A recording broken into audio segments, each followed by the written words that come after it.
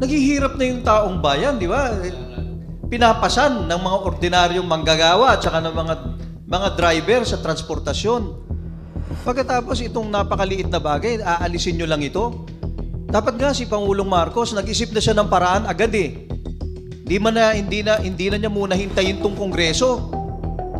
Mag-isip na siya ng mga emergency measure para ma-set aside muna yan. Hindi muna kolektahin halimbawa. Tsaka siya humingi ng ratification from the House doon sa ginawa niya. Eh hindi. Andyan na nga sa kanila, pag-aaralan pa. O ito, naghihingalo yung tao. Oh. Tapos ang sasabihin ng Malacanang, pag-aaralan namin kung bibigyan namin ng first aid. Pag-aaralan namin kung bibigyan namin ng oxygen o kaya ng blood transfusion. Ganun na ba talaga yung gobyerno natin? Nagnanakaw na nga, ayaw pang pansinin yung paghihirap ng taong bayan.